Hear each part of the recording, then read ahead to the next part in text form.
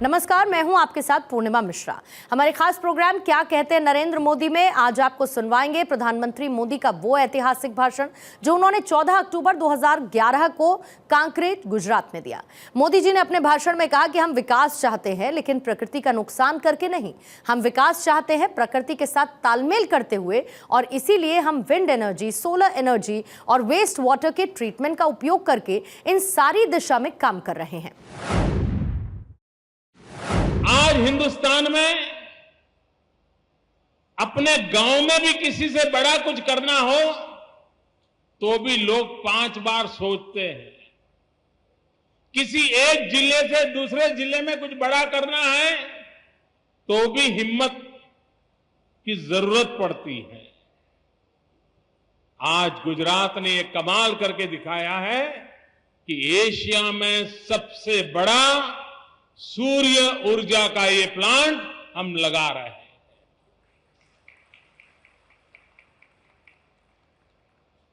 जो लोग पिछले एक हफ्ते से टीवी देखते होंगे, अखबार पढ़ते होंगे, उन सबको समझ आता होगा कि सौर ऊर्जा का क्या लाभ है।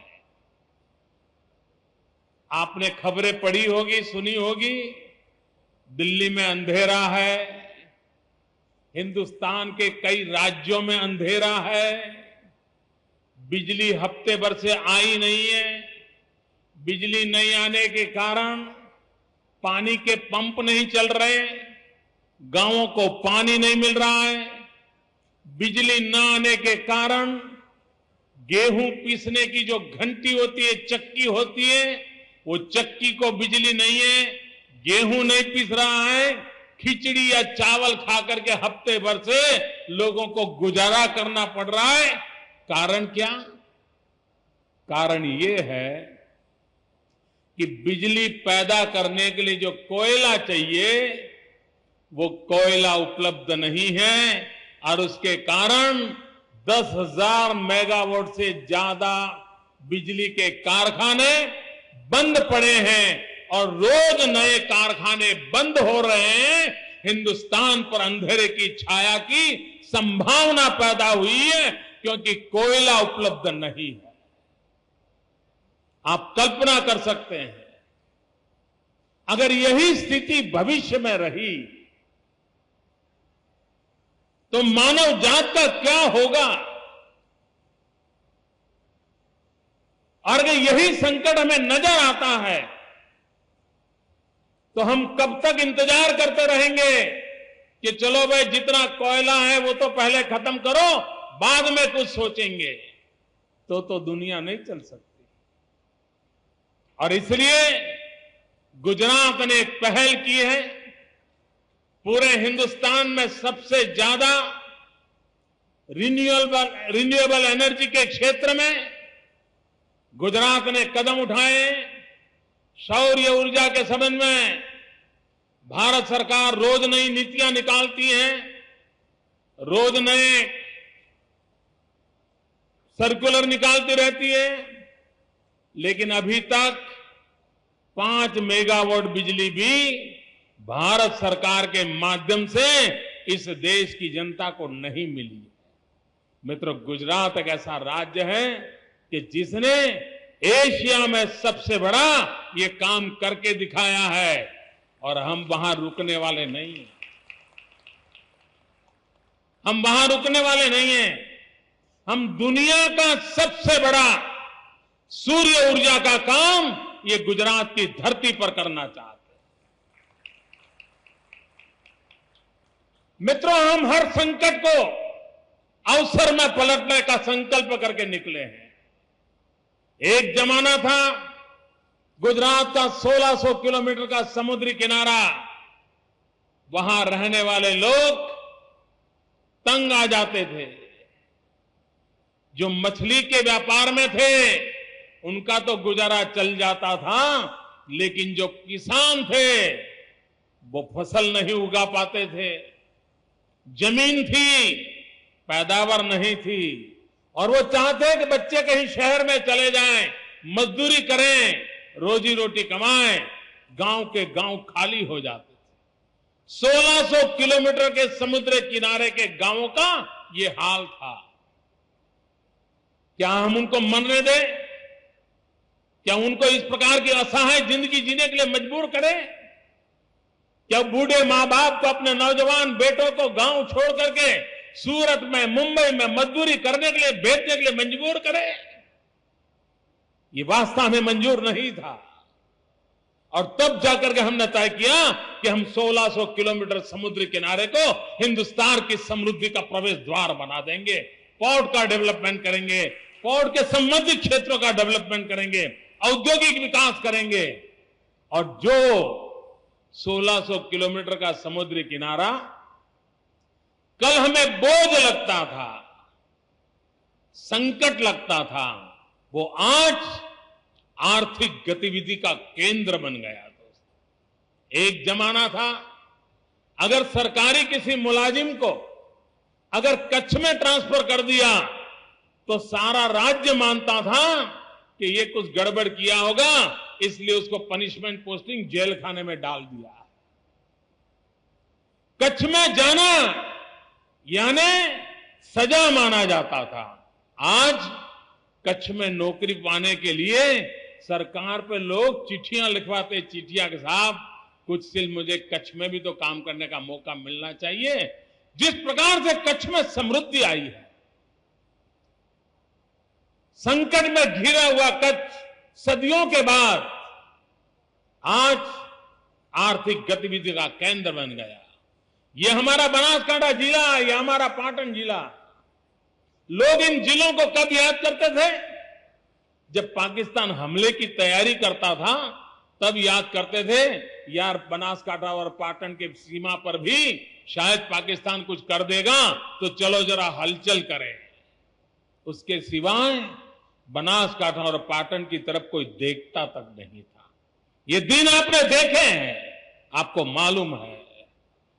यहां पर साल में 6 महीना, 7 महीना सिवाय बालू कुछ नजर नहीं आता था। आंधी चलती रहती थी, खाना पकाना भी मुश्किल होता था।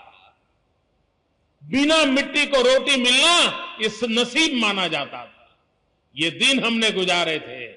क्या उसी मरुभूमि में, उसी रेत के ढेर के ऊपर क्या हम अपने भाग्य की रेखाओं को फिर से एक बार लिख सकते हैं? हमने निर्णय किया कि चाहे ये बालू से भरी भूमि क्यों ना हो, ये रेगिस्तान क्यों ना हो,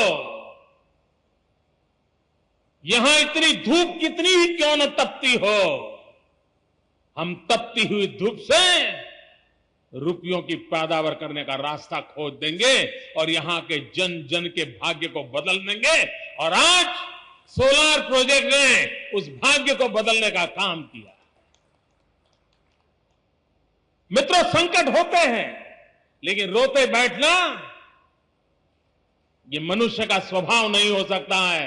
संकटों से जूझना चाहिए और जूझ करके रास्ते निकालने चाहिए। हमने रास्ते निकाले हैं। क्या कभी बनासकांठा में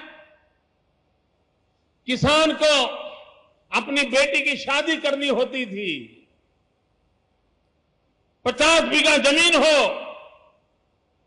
बेटी की शादी करनी हो, घर में पैसे नहीं है तो वो सोचता था या जमीन कहीं गिरवे रख दें या जमीन 2-5 बीघा बेच दें और उससे जो पैसा आएगा उससे बेटी की शादी करवा लेंगे।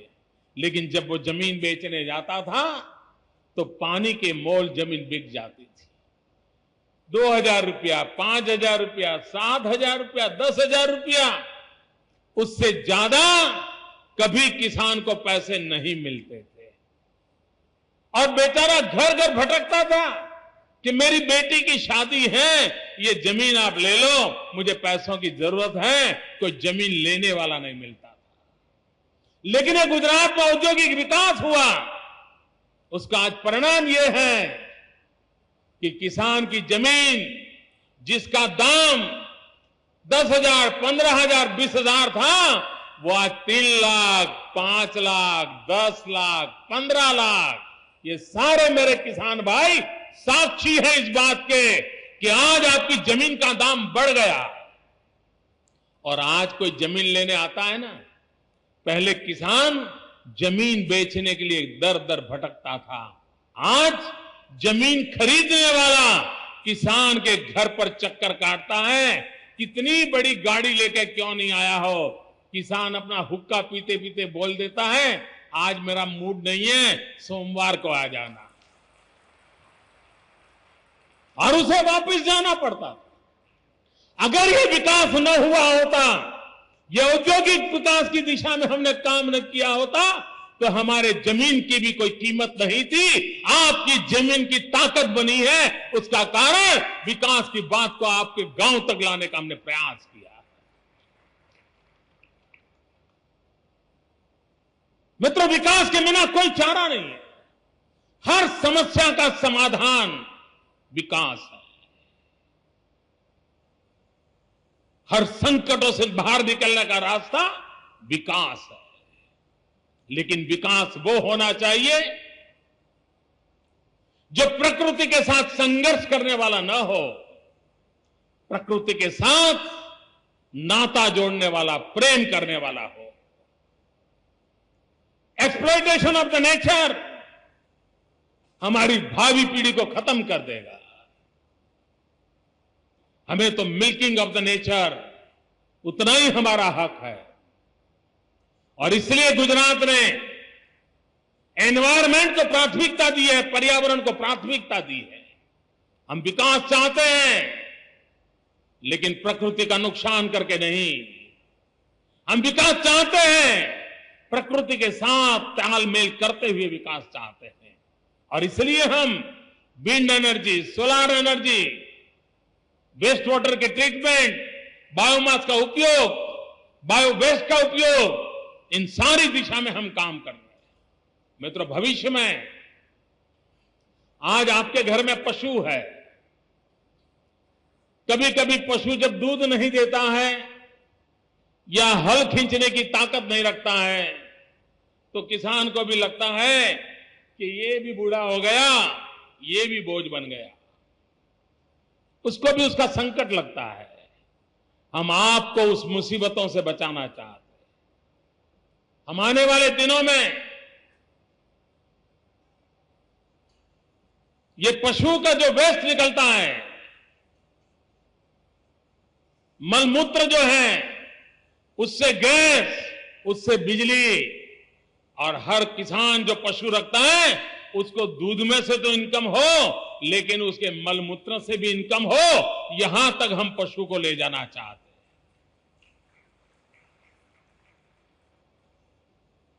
हम स्थितियों को बदलना चाहते हैं। कभी कभी हम कॉटन की खेती करते हैं, कपास की खेती करते हैं, और बाद में कपास लेने के बाद खेत में जो उसकी सारा वेस्ट पार्ट खड़ा रहता है, उसको जला देते हैं। भाइयों बहनों, जला देने की जरूरत नहीं, अब आपको उससे भी पैसे मिलने की संभावना हुई है। ये गांडो बावड़, वो कल तक आपको संकट लगता था, वो अब बिजली पैदा करने का साधन बन सकता है। हम हर चीज, कूड़े कचरे से भी कंचन पैदा करने की दिशा में हम काम करना चाहते हैं। हर चीज का उपयोग कैसे हो, मानव जात के लिए उपयोग कैसे हो, इस प्रकार के एक होलिस्टिक अप्रोच के साथ गुजरात विकास की दिशा में आगे बढ़ना चाहता है। 2001 में जब आप लोगों ने मुझे जिम्मेवारी दी, देखते ही देखते 10 साल बीत गए, और 10 साल के एक्सपीरियंस से लगता है कि अब तो मेरा एक्सपीरियंस, अनुभव हो गया है। मैं जब नया आया था तब तो मुझे कोई ज्ञान ही नहीं था, जानता नहीं था। अब तो चीजों को समझने लगा हूं, तो अब तो मैं आने वाले दिनों में ज्यादा अच्छा काम कर पाऊंगा, ज्यादा अच्छी सेवा कर पाऊंगा। और आपकी भलाई के लिए ये 10 साल की मेरी जो पूंजी है, वो आने वाले दिनों में हर पल आपके लिए, आपके चरणों में समर्पित करके इस गुजरात के भाग्य को और अभी ऊपर ले जाने का प्रयास करूंगा।